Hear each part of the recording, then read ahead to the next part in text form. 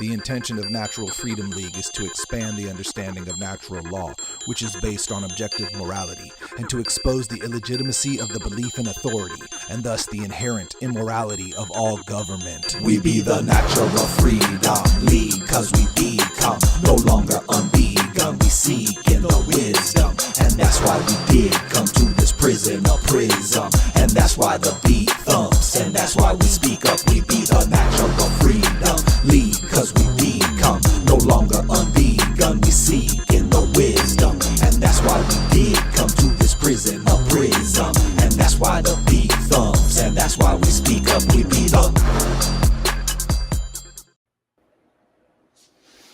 What's up, everybody? Welcome once again to Natural Freedom League. We are at naturalfreedomleague.com. I am John Rowland, here once again with my producer and co-host, Chill Will Keller. Hello, Will. What up, my brother? Episode 64. The sixth foe. Freestyle six foe. Yeah, had to do the Impala on the cover. I'm not a car fanatic, but you know, it's episode 64. We got to have a 64 on the title card. Hell yeah. So keep it fun and spicy this episode. Yeah, we'll be low riding in this one and hitting the hydraulics.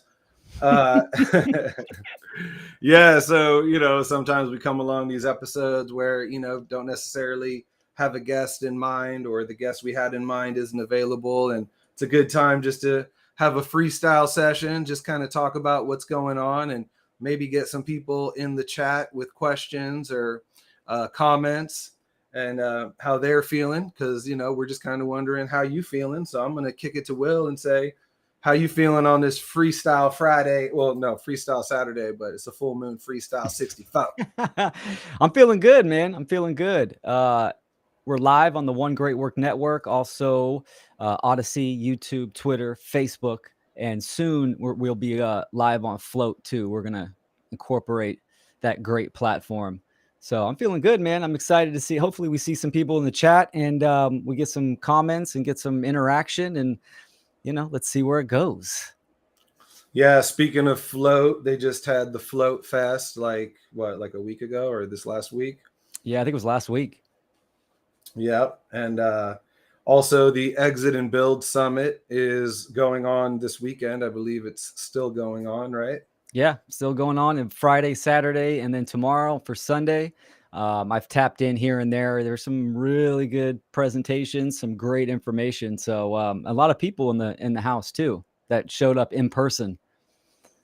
Yeah, and that link is on our website. It's John Bush. You can find him on YouTube and other social media sites and follow his work. And that exit and build philosophy is something that we definitely support and believe in. And as Will recently said to a group he was talking about, that it's all about non-compliance, you know, and how we navigate that, you know, non-compliance, you know, into a, you know, society of voluntary agreements and arrangements. Because, yeah, obviously we've been caught up in a system that we didn't agree to. And so, you know, then when you try to find solutions to it, you find yourself having to be delving back into the system at some points. So, I mean, that's one thing I always like look at is if it pulls you back into the system or into some form of state where you have to like get a license to do something or whatever, I mean, it might not be the right thing. However, I've taken steps like that. And, you know, I think we all need to explore it on our own. It's kind of the fascinating part of that whole world. It's really very an individual search that each person goes through, and they find different techniques that may work for them and, you know, may not in certain situations. And who knows, maybe as we keep going, we'll collectively, you know, discern what the right path is and what the right steps are to detach ourselves from the system. And, you know, obviously a big part of that is just being self-sufficient, and you can do that by returning to nature. Case in point, they've been talking about this baby food shortage, you know, and it's like, you know, I made the comment and people are acting like it's rude to say, oh, well, why don't you just breastfeed or whatever? But the reality is there is a agenda to detach us from nature, especially from the birthing, from the moments you're pregnant. We talked about that a few episodes ago. They're intervening with you, making you think that you aren't capable of having a child and feeding a child and nourishing a child. And that's, a big part of the government mind control system, is that,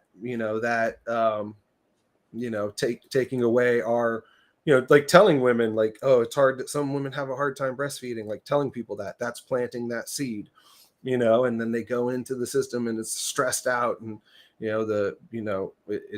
it sets you up. It's sort of like what's the term, power of suggestion. Yeah, for sure, man. I mean, culture is the one of the strong arms of tyranny, right? And I mean, that's it. It even, like you were saying, it starts even during a pregnancy, but then even before that, our whole outlook and how we view even sexual interaction, right? Or having just relationships in general. The culture has done, it's been extremely destructive on that. The union, of two people, it's sacred. I mean, sure, it could be pleasurable, but ultimately, you're uniting, and between a man and a woman, and there's that chance that you're gonna have a kid for sure. So the mindset even then needs to be one of principles and understanding nature, right? Not just how the philosophy nowadays is put a band-aid on everything or abdicate your responsibility to something. This goes all the way down the line in every facet of society. So yeah, like you said, it's really the agenda against nature, the natural. What is real, right? Because artificial is man-made. It's just a mental construct. It's illusory. It's fake. So we need to really get back down to natural principles. First things first. Yeah. And you know what? And then real quick, I'll interject before we start diving deep too. So we're doing the FUNL 2 conference, Freedom Under Natural Law. This is kind of a cool segue because the title of the conference is Convergence, right? So what is convergence? So you have con in Latin, which is with, and viarge, I'm probably pronouncing that incorrectly. That is a coming together. But in Latin, it's mental ideas, it's mental principles coming together. And also you can look at gents in there, that like the generating principle of creating an action. So these are principles, mental principles coming together for action. And let's get the graphic up there. And there it is, convergence and unity, focus, and action. That's exactly what convergence means, coming to a point. So obviously the umbrella is freedom, right? Under nature, under natural law. So we got a pretty cool lineup that we're going to release very soon from people in, all different categories of the freedom area, and coming together under this one banner. So it's going to be pretty dope. What say you, John? Yeah. I was thinking about, when that issue of the baby food shortage, I made a comment. I don't know. I think it was on someone's Facebook post or something. And I said, maybe this will, force us to return to nature and to have unassisted birth and, breastfeed our children. And this woman replied, typical from a man. And I was like, how are you turning this into like a sexist thing? I'm not making it sexist. Some women can't produce milk. And I'm like, I understand that. But there's also a concerted agenda to make women think they can't produce breast milk, Sure. Yeah. And, again, I'll give you that some women can't. And there needs to be some alternative, obviously. And that's fine. But don't deny that there's an agenda to force women into this, artificial approach, you know, returning to work right away and having to leave your child and, you know, put them on this formula and this strict food diet that, you know, they do in America that, you know, doesn't really make sense. You know, if you really think about it, just, you know, your baby can only have formula for so long. And it's just kind of overblown, you know, it's a out of balance extreme into like the scientific and like intervention into this process. It's like, just let the natural process flow and things work a lot better. I mean, if you had the best of both worlds where like you have maybe a system of monitoring like safety, like if an emergency happens, you have a quick way to get to an emergency center to deal with that. Like, yeah, that makes sense. You might want that in a society. But, you know, the way it's set up is, you know, again, it's unbalanced, you know, and it doesn't have, you know, it just forces you into the artificial realm, the pharmaceutical realm. And that's the whole plan of it. I mean, it's pretty simple to see when, you know, when you really just talk it through. I mean, another angle on this is, you know, the abortion issue. And, you know, I was thinking kind of, you know, in a funny way, but actually though a lot of truth is said in jest, that, you know, the solution to the abortion problem is teach the pullout method, you know, and like, you know, and then we took it further, you know, and we're like, well, teach healthy relationships, right? And it's like, how simple is that to teach that, you know, there is, you know, a spiritual connection when you have a physical relationship with somebody. Teach children this, teach them that it's sacred, and you know, that there's a connection that happens chemically with people when you do this. And you know, it shouldn't be cheapened, but it is cheapened in our culture, and it's for a reason. You know, it's to make it not sacred anymore and to not understand the true power of that energy, you know. Exactly. So, Yeah, what's up? it all What's up, comes down Logan? to education for sure. Logan, what's up, brother? How's it going, man? Good to see you in here. And also, Green Mountain Girl over on Odyssey. She's got a really good comment. And she said, and for the very few that really can't breastfeed, they can make homemade formula, which there has been a lot of finger wagging about too from the authorities. Yeah, and I've seen some homemade formula recipes circulating on social media and stuff like that. But even then, that's frowned upon. It's just like what Green Mountain Girl's talking about, right? The authorities are saying, oh, you know, anything when it comes down to homemade remedies or anything, right? Everything's got to be like certified FDA and all this bullshit. Because if it's not coming from the state or the institutions, it's not efficient, or it's not real, or it won't work, right? That's another part of the psyop. Yeah. Yeah, it's the Center for Disease Control, you know. They're just controlling the diseases. Like, it's right in the name, you know. Yeah, exactly. Oh, that's a trip. They're not even trying to hide it. Yeah, and that's the thing too, you know, when issues arise, you know, people need to stop looking outwards externally to a savior, right? The answer is usually always inside, internally. This is how we can communicate with each other, and there's always going to be an answer is going to be there, and a remedy for sure. But when you're looking for it externally and you're looking at government institutions and all this stuff, yeah, they're going to always provide answers. And 99% of the time, it's going to be the wrong shit. Yeah.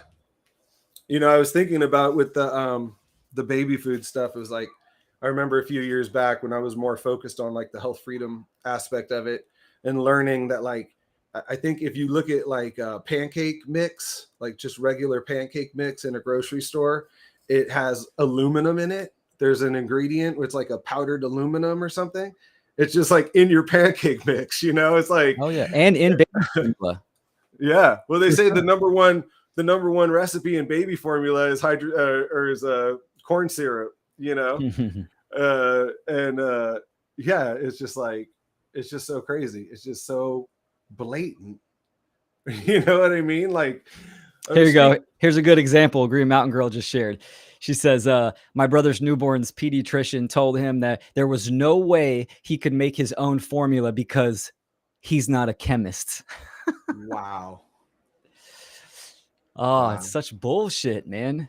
People just give these fuckers way too much power. Yeah. That reminds me of there's a Manly P. Hall lecture. You can find it on YouTube. I forget the title. It had something to do with pharmaceutical. And he talked about how, doctors used to basically have their own, lab where they would make, medicines and stuff like that, And then he was talking about the pharmaceutical houses came in.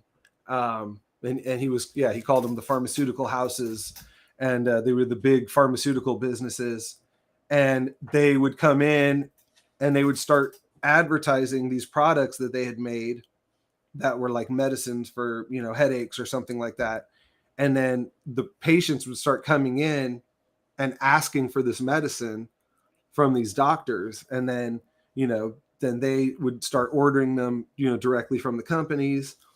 And then eventually, how they just took that over completely. But yeah, I mean, that's what the world we live in. I mean, doctors aren't practicing medicine or practicing healing. That's the real word there. It's, healing. It's like that's what we're here to do. Is to learn how to heal. And learn that we can heal, that we do have the power to heal, and look at what the other side is obsessed with. They want to have no more pandemics. Yeah, it's like you're like. I don't agree with that goal. Let's have a world with no more pandemics, even though we're overpopulated. It's like you could never achieve that anyway. Who are you to think that you can end pandemics? If nature says there's going to be pandemics, who is man to step in and go, no? Like I've had people tell me they actually think we're going to get to a point where you won't get sick and die. It's like, okay, to get to that point, you're probably going to have to be like a computer software program. You know what I mean? Like it's not going to be real life, Yeah, no, impossible. Anything. When you add time to any equation, there's going to be a beginning and an end, right? So this illusion of living forever, or like we talked about one time, John, right? People don't have the right to not get sick. This is the natural world, right? I mean, educate yourself on the body, your internal realms, and yeah, be healthy. That's awesome. But guess what? Hate to break it to most people, you're going to die. That's this infatuation with the fear of death. It's it really drives me crazy. It's part of nature. It's part of the cycle. It's just as natural as life, right? So we're all going to die. We're going to get sick at some point. It all depends on the gradient of the damage. And I mean, it's going to happen for sure. And this is just all lack of just being ignorance of the natural world and how it operates and how the body operates. It's just mind blowing because the fear of death, this is the primal fear, right? Mm-hmm. This is what everything stems from. I mean, fear is always based in ignorance. But when you break it down and you reduce it down, it's the fear of death. Yep. Yeah, fear of the unknown, ultimately, which is that death. And it's what we're here to do. I mean, it's part of the spiritual journey here. It's part of the evolving journey here that you're supposed to do. You're supposed to have that experience, and reflect on that life and what you were here to do. And great comment too. Someone mentioned Walsey dog. Can't forget about the fluoridated baby water. I was totally thinking about that too. Like the baby water and the regular baby water in the grocery store is first ingredient is fluoride. I mean, it's just unbelievable right in your face. I mean, today I'm watching this video and the guy's going over the New World Order, World Economic Forum, the World Summit, and these people are just openly talking about all of this. transhumanism and, using, these, resets to reset society. And, I think that one thing we talked about earlier is we really need to step into the space of we are co-creating the new reality. The state is something that we're all building together. What state are you trying to create? And ultimately we're trying to create a state of anarchy, and that is the state of freedom, Yep. and these systems that are in place can be voluntary, if they need to exist for some time on a voluntary level, and they'll change in ways we can't imagine. There'll still be systems in place, but it may be eventually that all systems will fall away. But the point is like having no one ruling over you, and Exactly. following those principles, do no harm, and the non-aggression principle, and the self-defense principle, and applying those with common sense. It is possible. It is possible. Oh yeah, for sure, man. I mean, there's always going to be systems, right? Even systems of education, right? Educating people on principles, self-ownership, non-aggression, and self-defense, right? This is a system right here. Communicating with other human beings, right? That's a system of communication. So we're going to have systems, but it all depends if they are moral or not, or if they cause harm or not. When I did these, when I had a couple in-person public speaking engagements, and towards the end, I'm defining a lot of words, and I get to anarchy, right? And some eyebrows kind of raised with that term, right? And then I break down the etymology of anarchy, right? And being without, and archon, rulers, and it's like, all right, so anarchy means without rulers. So what's that the state of? Freedom, everyone says. Yep. Yeah. Talk a little bit about these speaking engagements that you've been having. Yeah, no, they're really good. Did a couple did one in San Francisco and then one in Berkeley, and it was phenomenal. About 25, 30 people, and real personal. Everyone sitting in a circle, and did about a 30-minute speech, and then took about an hour of questions. And everyone kind of had already a certain level of awareness of what's going on with the pandemic and all that shit. But pretty much the first time they were hearing me talk about natural law, objective morality, in this context, and they were extremely receptive and got really, really good response. So it was awesome. Public speaking is definitely something that I'm comfortable in, and I would like to explore more. Definitely. Logan Hart says, without true healing internally, achieving anarchy will be irrelevant. As within, so without. Our creative ability will still be stunted and distorted. Yep. Absolutely. Not only irrelevant, but impossible. I mean, it starts from within.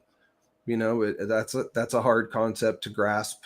And obviously a lot of people are clearly externalizing that power. I see still a lot of people going to the Capitol, and asking for their rights, and just getting dissed by these people right and left.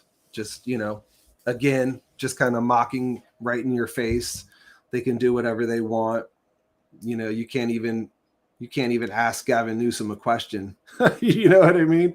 It's like, it's totally like, you can go there and scream and kick all you want, and they're just going to keep marching forward because you're really just legitimizing it when you do that.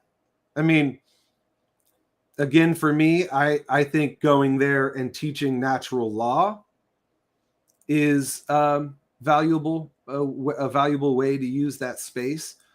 And I mean, I respect people for getting out there and speaking their minds, but that really is like banging your head against the wall, Yeah, no, that's for sure, man. I've been so involved in creating action, setting up new projects, focusing internally on the next steps and stuff, man. I see all these misdirection current events just fly by over my head, man. I'm just completely, for the majority of them, I pay no attention to it. I don't give my energy to that shit. And I'm not saying that.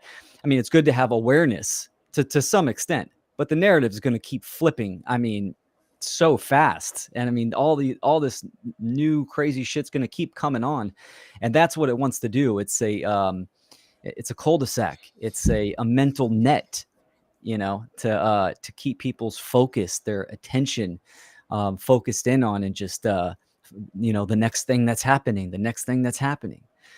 which there's no change in that realm at all.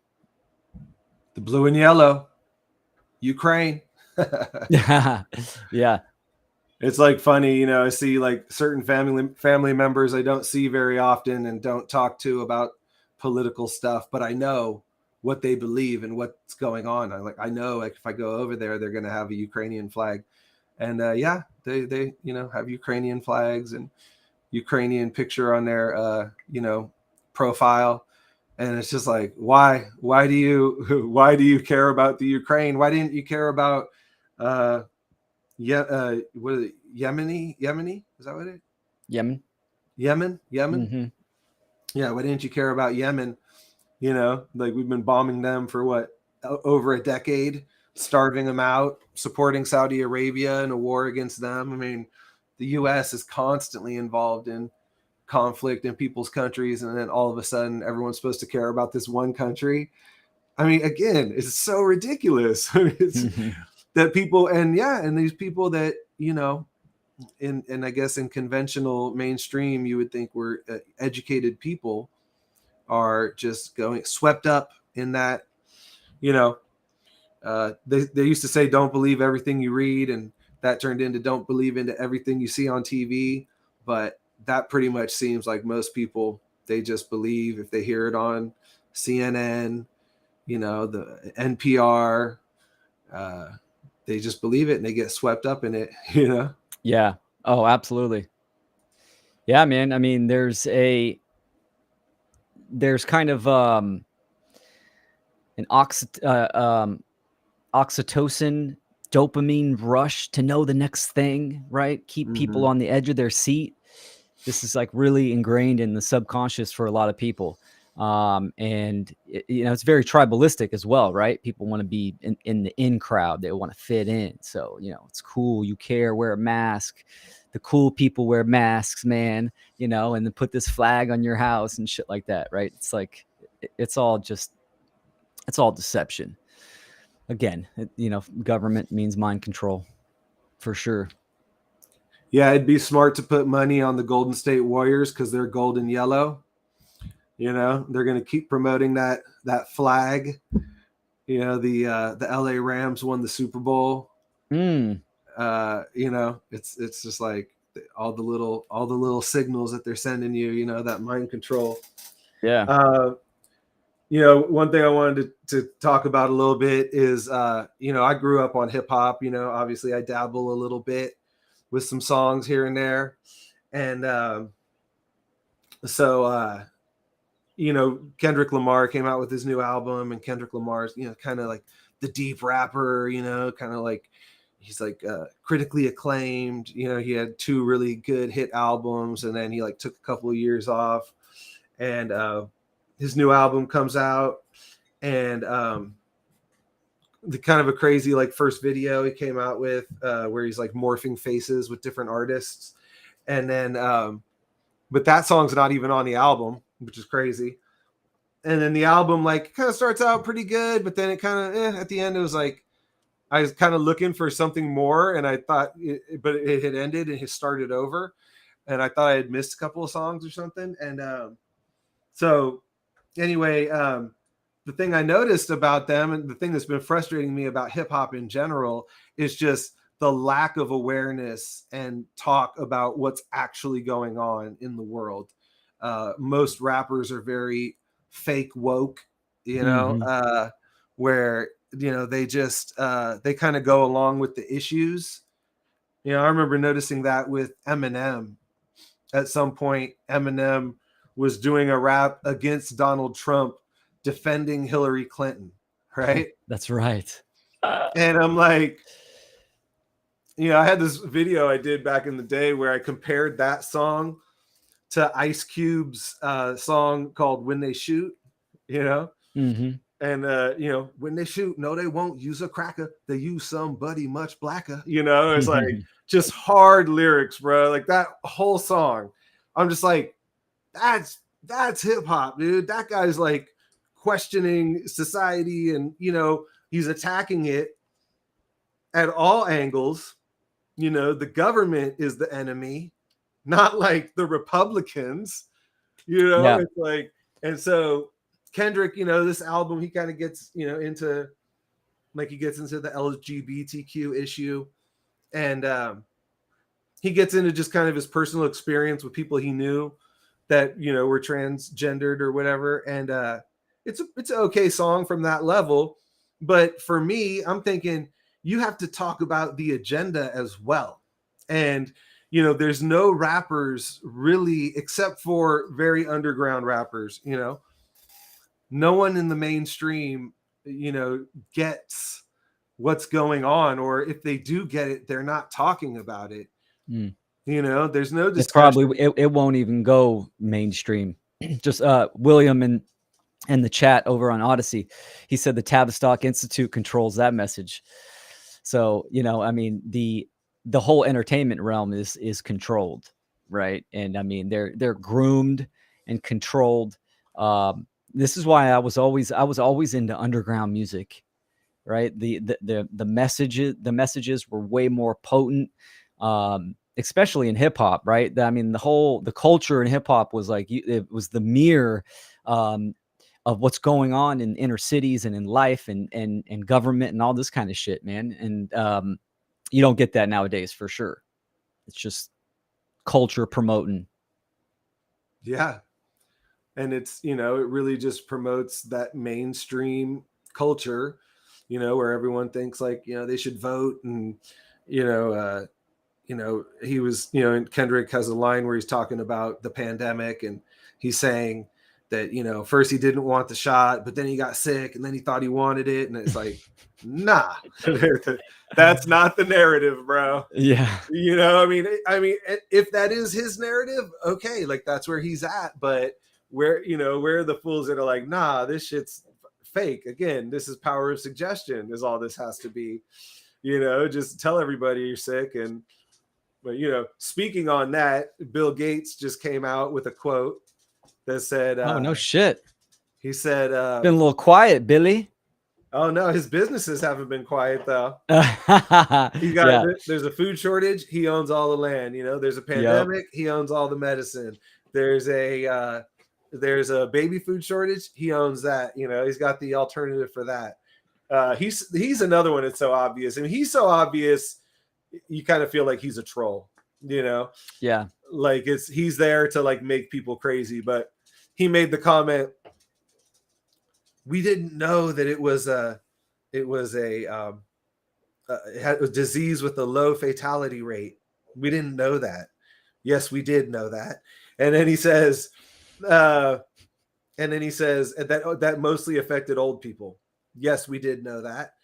And he just come out. And, I mean, I read the quote. I don't know where he said it, but he just comes out and says that. And, I'll send it to my mom, be like, yeah, who was saying that it was not a high fatality rate? I mean, Fauci wrote an essay in April of 2020 in the Journal of New England Medicine or whatever, saying it would be like 1% to less than 1%, And yeah, again, that mainstream signal that people are getting, most liberals, believe that it's like a 50%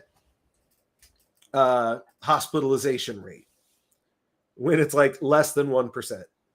Yeah. And again, what constitutes a pandemic? It's like that's a pandemic. We're going to stop that from ever happening. It's insane. It is insane for sure. That's the signal, man. Like the they live signal for sure. That's the mainstream broadcast. Green Mountain Girl in Odyssey says, talking about Bill Gates, he's got an artificial breast milk brand for everyone, for sure. Lab grown. Lab grown, man. Lab grown food, genetically modified fruits and vegetables. Which, I mean, it's so obvious when you see it too, right? It's like, what happens when you get a fruit that's genetically modified? What's the main thing? It doesn't have seeds. So it's like all these people getting genetically modified. Sorry. It's a shame. Yeah, you know, and that leads me to the question of, you know, and this is the constant struggle, is how do you get through to people? And one thing that made me think about that this past week was I watched Jana ESP's new presentation on deocculting the Demystifying the dark occultist. Demystifying the dark occultist. And one thing that I really took from it that I agree with her on is, you know, when you do know the occult and you do know this information, there is a balance of like knowing your audience, you know, and understanding that, like, you know, some people aren't going to be ready to hear anarchy and natural law. And, you know, you sort of have to find creative ways to insert that message, plant that seed without blowing up the relationship. Yeah, for sure. Absolutely. And there's a level of acceptance too, right? Like, we need to do that internal work and understand that, look, some of your family members, or maybe all of them, are not going to hear you out or be receptive to any kind of message. There's a level of acceptance on that as well. So, my solution, what I say, I mean, doing that internal work and finding your inner attributes and talents, right? And get in that creative flow state and put your work out to the public. And the people that resonate with it will vibrate towards you, and they'll find it. You just keep grinding and putting that content out, and whatever type of content it is, put it out by all means necessary. So, yeah, you know, it's like you say, it's about being artists, you know. yeah, exactly. You know, you have to like express it in a variety of ways. And, you know, I've been working on music very slowly, little bits at a time, but I've got a new song that I'm going to be trying to drop pretty soon. And yeah, like that's Yeah, one I've been working on for a while. And, it's a hot you know, one. you know, it's just like, it just feels good. You know what I mean? Even if it's one song a year, you know, it's like, it's more of an internal process for me and just a way of communicating, you know. And it's awesome that we live in a time where we can put that information out there and share it with people, you know, on a wider scale. And so yeah, man. No, for sure. I mean, that's one thing that the social engineers they count on. Again, this is going back to programming and conditioning and culture, right? They know when people wake up and they try to communicate this to certain people, it's going to get deflected majorly, right? And then a lot of people implode inside, right? Because they haven't done, or they're not doing, because it's a continual process, that internal work. So it just breaks people down on all levels, for sure.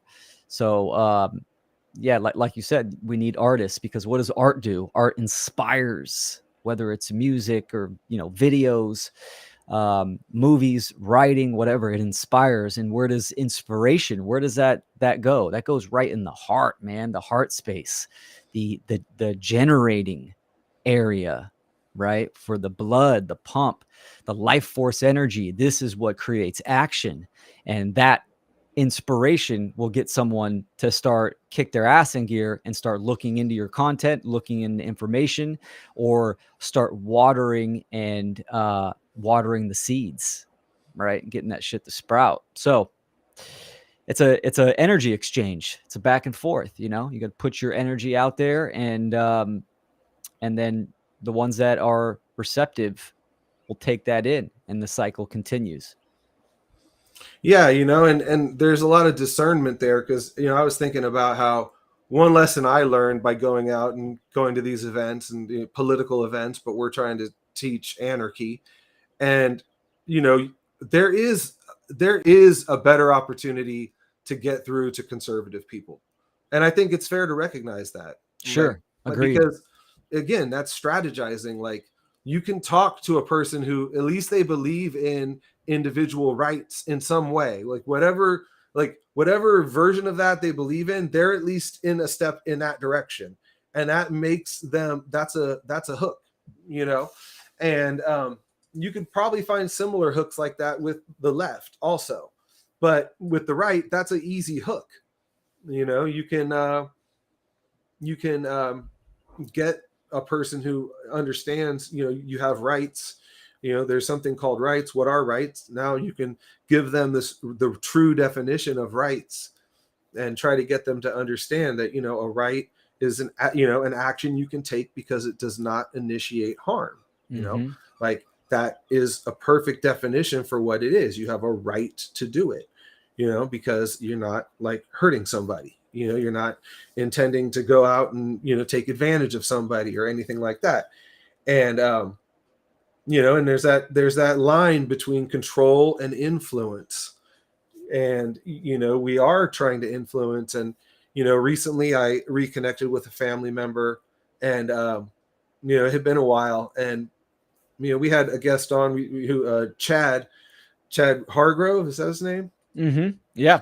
Talked about, forgiveness, you know, and it's like, you know, there's things that have happened through the pandemic with people that like I should never forget. You know, I should always keep in mind, you know, what happened and that they didn't support me in a certain situation. But I need to forgive, and I need to live my life in a way where I try to communicate with people on some level, you know, like not necessarily having to like cut people off because you don't agree. But, you know, obviously the pandemic kind of heightened everything. But, you know, as we move past that, hopefully we can grow even more to understand the you know, the importance of sustaining some form of relationship so that you have the opportunity to connect with them. Yeah, for sure. And, you know, I mean, like if I had a brother that was, or a sister that was currently active in military, the relationship would be definitely damaged for sure. I mean, obviously I would try to reach out and try to educate as much as I could, but there is, you know, there is like a gradient of, look, you are very much a part of the problem actively. I wanted to touch on this. Logan said on Facebook, yes, art is the expression of the feminine care. That's what inspires. That can be transferred to another and resonates with the subconscious mind, which is emotional. So incredibly powerful. Yeah, you know what? So it's like, and when you're, so art is, you're making art, that's a moment of action, right? And then after that, you have an artifact. So that's, you know, that's frozen in time, that carries resonance. That's like a painting, right? Someone can see that painting whenever, you know, years down the road, and they can still feel that vibration, the energy that you put into it. So, you know, it's like we're creating art right at this moment. And then when we're done, people can go back and watch the artifact.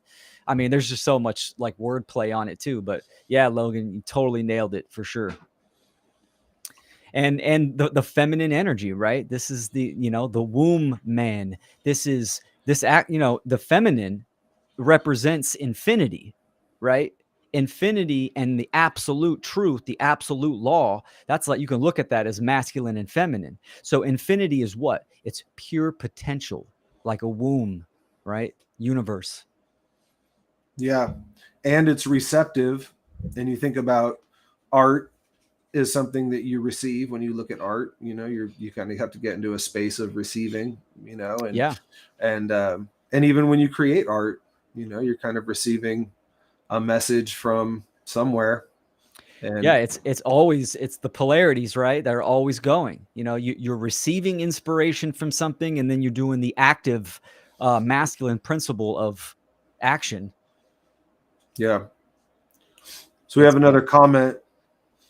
Manu Richer. I certainly ask myself questions about the mechanism of karma, the implication relative to the consciousness and responsibility of one being. How consequentialism applies differently relative to one's level of consciousness. The karma of animals and a human and whatever is above. I see the physical or sociological consequentialism of aggregate behavior as separate from an individual's metaphysical karma. Interesting. Yeah, yeah. I mean, well, so we do have individual karma, but this is over many lifetimes, right? The word karma means, in Sanskrit, it means action. So you can look at this as just energy. So energy received is the energy you're going to get back, and individual karma lasts over lifetimes. It's a cumulative. Oh my gosh, I can't believe I can't say that word. It builds up. Cumulative. Thank you. Thank you very much. It builds up over time. Now, this happens on the aggregate as well. But guess what? Since it's the aggregate, it's like the macro. You have a lot more. You have the totality of the individuals. The energy is way more potent and stronger, right? But still, it dishes out over time. It takes a long period of time. Let me say this too. I don't think that the comment was wrong, that they are separate, but they are also the same. It's the law. Oh yeah. It's the law of polarity. Separate and together is the same. The word con means together and against, right? It's the same polarity. And so, yeah, no, I mean, it's that, you can see it both ways. You can see it as separate, but as Logan said earlier, right, it starts internally.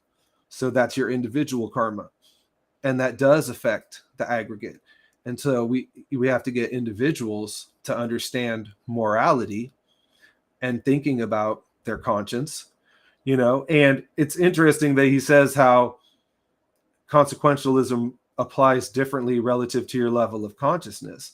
Like, that's probably true. And that's why once you can't go back, and you do have a duty, right?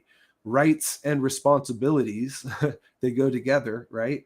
You have the right to live that way. You also have the responsibility to uphold those rights, with others and with each other. And so there are people who are blocked off. I do think they're more culpable than we think. I do think there's a lot of ignorance out there, but I think perhaps a lot of people know and are just in a state of fear. And I could see possibly the individual consequentialism being like less for that person because they didn't know, right? But again, that they're going to have to come back for another round, and that's one thing actually I've been kind of getting on lately is that, there's a positive side to all of this that you kind of get to, that like the whole scam is that like we can end the world, like we're not going to end the world, dude. Like we're going to go on. Like these guys are going to try everything they can to destroy nature, but like nature will survive. And if it is a big consequentialism, like some type of cataclysmic event, a flood, some type of, whatever shift of land, that then it'll start over and it'll come back and it might be a different form. I think you kind of come to the reality that probably we've probably done this before, at a different level of, of material and of spiritual. There was probably an era where beings like us were probably a lot bigger. The land was a lot different. I don't know if you've ever seen there's a documentary about trees, giant trees, There's a lot of mountains that people think are mountains, but they look like roots of giant trees. And yeah, I mean, that's a whole different history that a lot of people don't get into. But if you study any type of, religious or spiritual practice, like especially like theosophy, Rosicrucianism, their version of history is much different than what we're taught in the mainstream, Yeah, for sure. His story, we need to turn our focus inwards to my story, the mystery, right? Yeah. And I mean, when people think about nature, they think about, the world, the trees, the animals, and stuff like that. I don't see nature as that. I see nature as consciousness and energy. And, human beings are not the apex of creation. Nature can never be destroyed. For sure. You might be able to cause havoc and damage on this planet, but that's not the totality of nature. And even then, um, nature or this planet will wipe us out, no problem. Just like an immune system response, right? You got anima mundi, means soul of the world, living nature. This planet is alive. This is planetary consciousness, right? So we're like bacteria on the planet that could be, used as pre and probiotic that can have a healthy planet, right? When we're in harmony, in symbiosis, right? Or we can be, an imbalance like we are now, which would lead to like acidosis for a body when you're super acidic, right? And you have all these kind of health problems. So yeah, it goes, good topic. It goes way deep. Let me see. He says, Manu says, one day I will participate to the great work and explain my thought on the subject. Why wait, brother? Before that, he said, after that, I came up with the Oh. difference between an active right, objective, and a passive right, more relative and come with responsibility. That's actually another really good point. I mean, it's discernment, I mean, it is going to be nuanced. It's not an easy discussion. I think that's the piece that is interesting, is like once you understand natural law and you understand the responsibility to try to like, highlight, wake people up to this knowledge, and the importance of that and ways to do that, techniques to do that, then you start having the discussion about what it is and what's it going to be. And we don't really know. You know what I mean? Like, we're working through it, but we're taking that step toward it. It has to change in your mind first. And then again, we're people are looking at different techniques, legally or lawfully, where you're maybe putting out an affidavit of status, you're putting it in words, like the power of writing down the Declaration of Independence. I mean, there is a power in words, and putting something, casting that spell. And again, that's a form of art, whether you're speaking those words or you're putting them down. And I mean, if you look at, that's another thing we were talking about the other day, the whole debate about objective and subjective reality. One thing that I've gotten to is that if you look at the long arc of history, leans towards morality. I believe that's a Martin Luther King quote. He might have been quoting somebody else, but the long arc of history points to morality.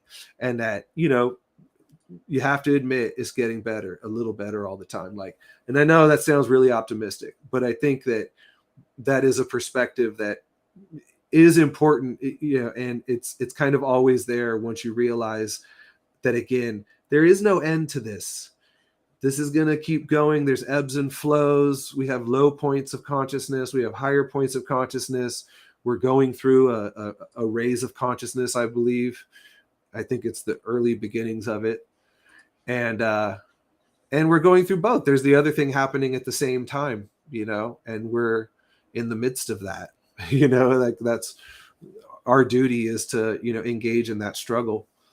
Logan says natural law is what created what most people think of as nature. It is a part of reality itself. Exactly. This shit, what we see in the physical reality is the manifestation, the expression, and of all things. Yeah, Exactly. good point, right?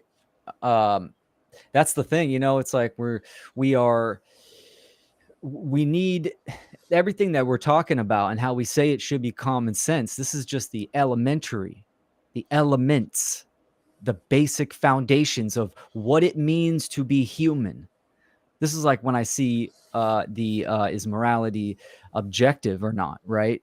And it's like, look, you could break it down really simple. You exist in this 3D field, in this 3D realm, right? You have a body. You're responsible for it, right? No one, you're not swapping bodies. John and I aren't swapping bodies right now and shit like that, right? I have this body. I possess it.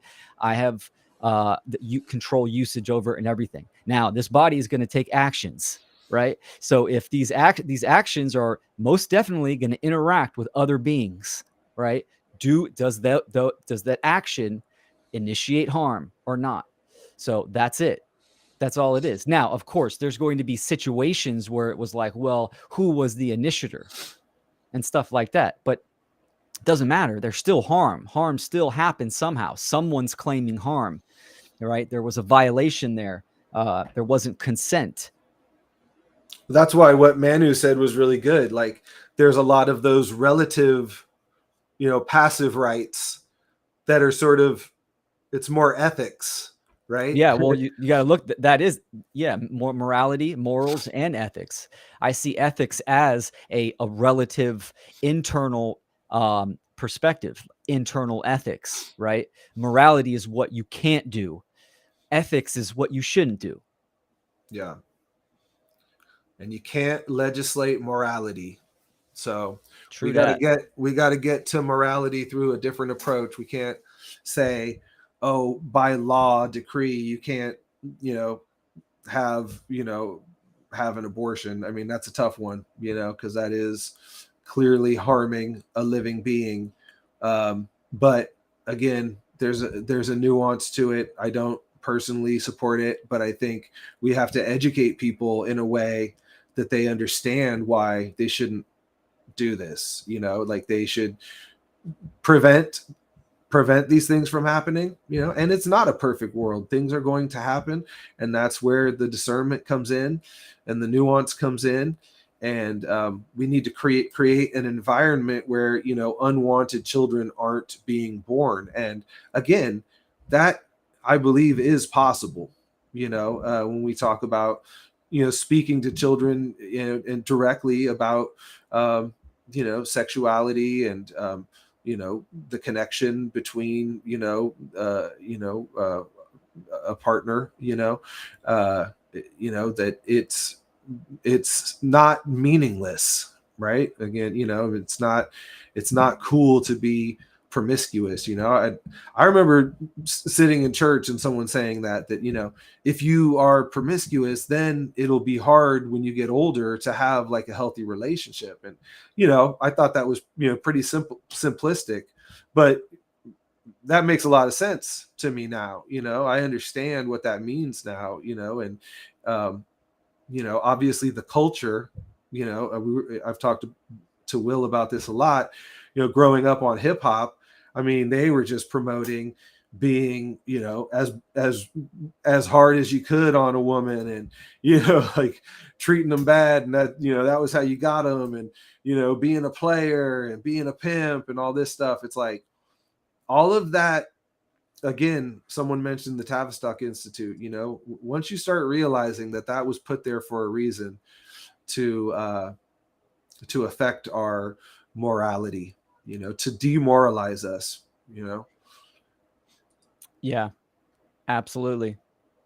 And this is a really good topic. I'm also going to be part of the Shattering the Illusion conference. It's an online conference, and this is going to be a couple weeks after the FUNL conference. But my presentation, I'm going to announce it right now. It's called Internal Ecology: The Art of Living Wisely. And I'm going to dive into internal ethics, spiritual ethics, and it's going to be a powerful presentation because they really go hand in hand, right? Morality and ethics too, the internal and external.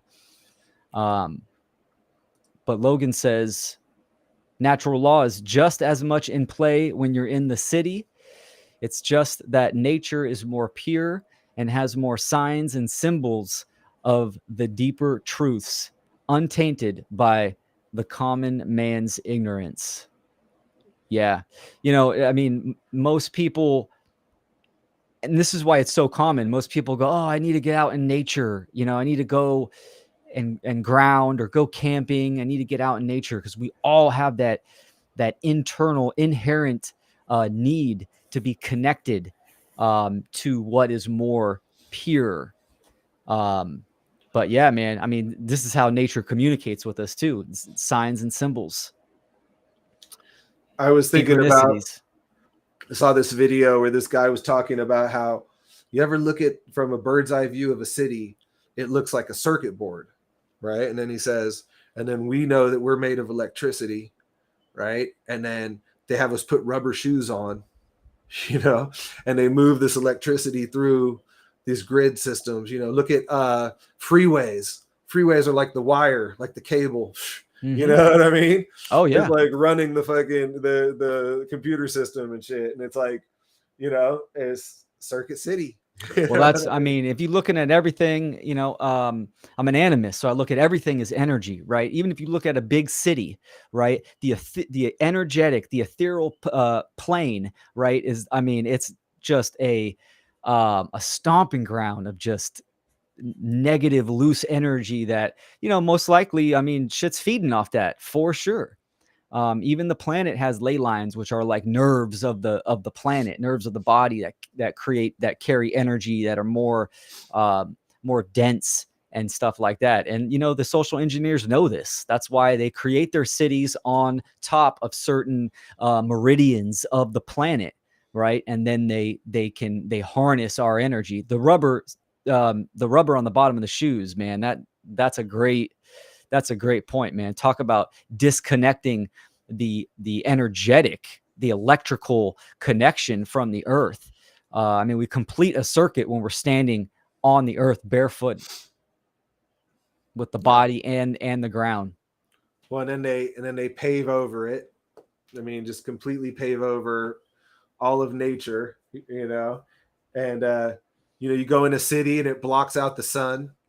Right, these tall buildings, like you don't even see the sun barely. You see it through little slits throughout the day. Exactly, man. It's so this is artificial, right? It's the truth, though. It is artificial. Compact, dense cities is an artificial way of living, for sure. And it's like what's that saying? Why'd the deer cross the road? Well, it didn't. The road crossed the forest. Yeah. It's like, so just artificial versus natural. That all ties back to, I used to be fascinated by this story that I saw in the local news about how, I believe it was right after World War II, there was like a whole train system in the Bay Area, very similar to like how they had on the East Coast. If you go to Boston or Chicago, especially Boston, old school train system, take you from all across the city. And the Bay Area had that. Like they had like a train that would take you from the East Bay, like deep in the East Bay, I believe even as far as Pleasant Hill, where I grew up, from there to San Francisco. And then you could get on a ferry and go to the city to work. And they had this whole system set up. This is before BART. And right at that time, they tore up all those train tracks and that whole system, and they built roads, and there was this very specific switch to oil, everything running off oils, automobiles, freeways, highways. And, maybe it was inevitable. Maybe there was some reason we had to go through this stage. It'll definitely be interesting to see how it progresses moving forward. Obviously there's still a lot of untainted land in the middle of the country, where people can go. And, you know, maybe there's a place for, you know, big cities that people want to live that lifestyle.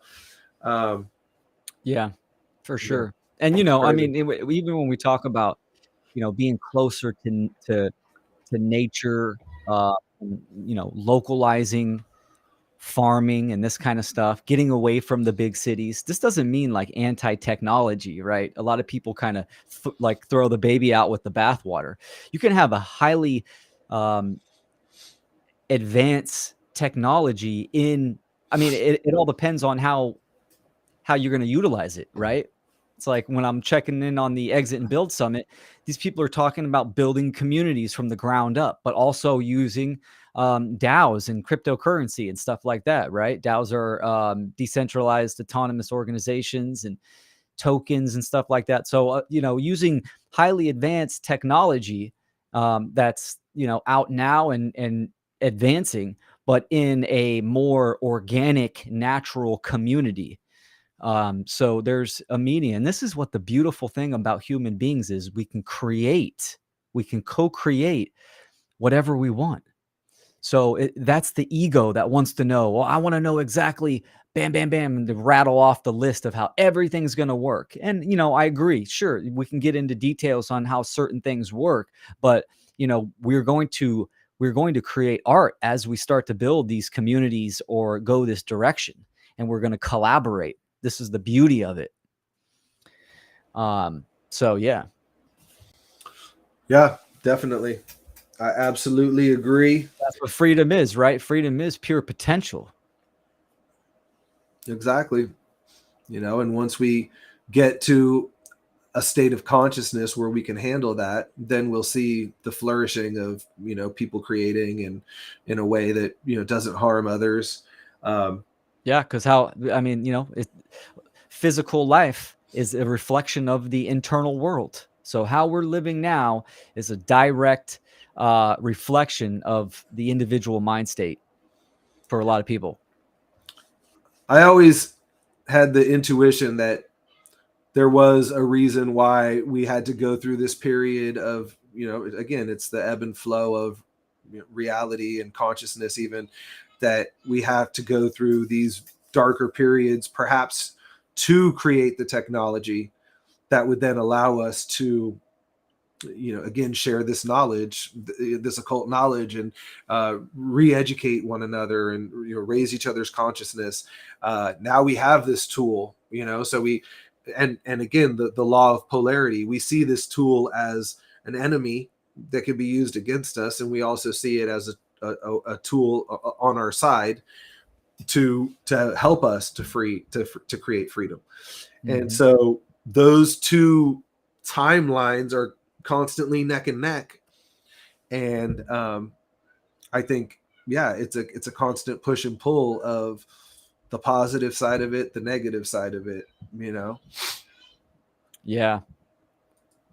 Yep. Logan says the alchemical blackening. Exactly, man. For sure. The breaking down, right? I mean, and this is the thing. Like, let's just say we get to a state of freedom. We would look back on that time and be like, damn, we had to go through that to get here. Right. Right. So there is, like you said, there is that polarity and that rhythm. So I hear people saying, oh, well, you know, eventually you know, good is going to win. And even though that is true, but that might be thousands of years from now, right? I mean, tremendous suffering and degradation of consciousness could happen. If you look at it like a wave, right? The rhythm, well, how long is that trough going to be? And how long is it going to extend for? It doesn't have to be that long, you know. So that's kind of what we're trying to do is enact and activate our willpower to bring that back up to an arc, Exactly. hit That's that like tipping with point. that's like with the food shortage. I was like, yeah, maybe the ruling class is telling us it's time to make your own food now. You know, like, you know, like the same thing with the baby formula. It's maybe this is, and again, maybe technology is now at a point where you can have a little home garden and you can, you know, grow your own food, and you know, and everyone could do that. I mean, you know, I work currently got a new job, night job at a grocery store. and there's just an abundance of food, and that look at how much food we can produce, right? But we're using these huge farms that are just wasteful, and they grow this one thing and then they ship it everywhere. It's like, what if everybody just grew their own things locally? And yeah, there would be certain things you couldn't get, but again, the system could be more natural, where you're just you're able to survive off things that you can grow in your own backyard. And we may be forced into that, and at the same time we may be at a point technology wise where that is an easier thing to do, in the society that we currently find ourselves in.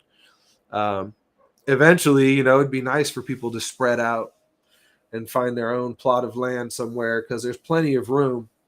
I mean, they've definitely funneled us into these coasts and cities, and obviously there's a draw to the coast always.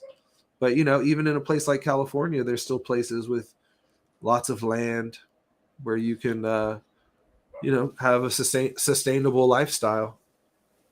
Yeah, absolutely.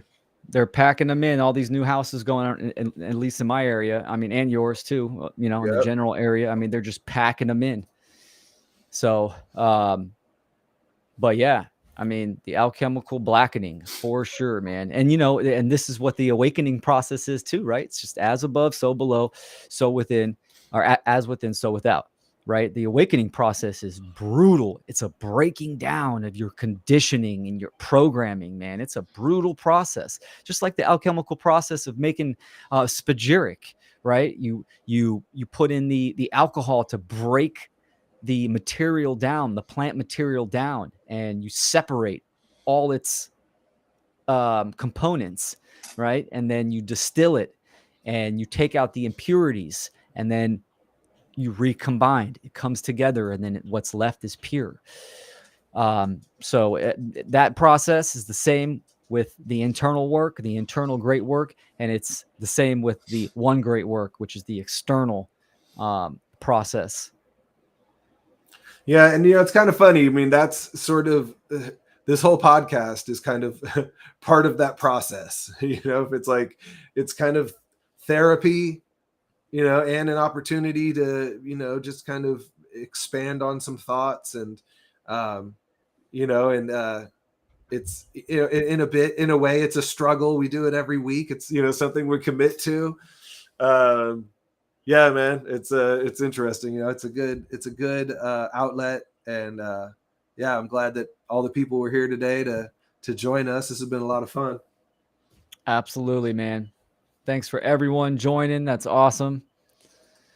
Yeah, make sure you guys go over to our website, naturalfreedomleague.com. Yeah, man, we have that all updated. Also, we got the FUNL conference coming up in September. Also, the other conference that Will is talking about, say it again. Yeah, it's Shattering the Illusion. I'll get the graphic up for the next episode, and that is September 24th. So it's got a nice little lineup. Yes, that's awesome. Yeah, man, and I am going to be dropping this song soon, so look out for that. Yeah, just trying to get some music out there, maybe plant some seeds, and it's also, again, it's an internal thing. It's something. It's more for me than for you. But I love it. That's what it's all about, man. Spiritual communication. I like to delineate those two, right? Because what's communication is communing. The cation, like the evocation, we're speaking it out. So we're communing. You and I are coming together, and everyone in the chat, we're coming together, and we're having this conversation to create action in some form or some manner. So I love it. Yeah. All right, man. Well, as always, have a good one. Good show. No doubt, brother. Appreciate it, man. Thanks everyone in the chat. Thank you guys for coming in, and we'll see you next time. And always remember, put something good in the air and plant something good in the earth. Peace. Cheer. Yeah. The intention of Natural Freedom League is to expand the understanding of natural law, which is based on objective morality, and to expose the illegitimacy of the belief in authority, and thus the inherent immorality of all government. We be the natural freedom league, cause we become no longer unbegun. We seek in the wisdom, and that's why we did come to this prison of prism. And that's why the beat thumps, and that's why we speak up. We be the natural freedom league, cause we become no longer unbegun. We seek in the wisdom, and that's why we did come to this prison of prism. And that's why the beat thumps, and that's why we speak up. We be the